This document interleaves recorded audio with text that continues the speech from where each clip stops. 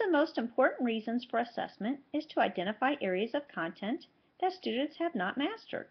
This is crucial for teachers when they are planning their lessons, identifying areas of weakness and permitting the educator to pace their lessons instead of introducing new material before they are ready.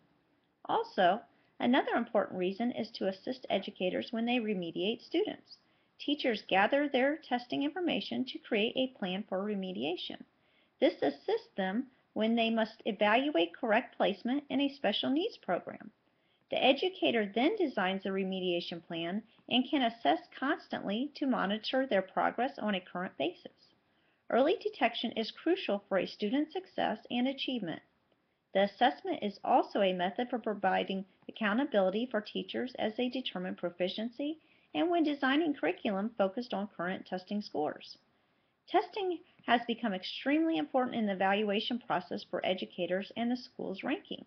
Teachers and schools can then be remediated based on the scores received from student assessments.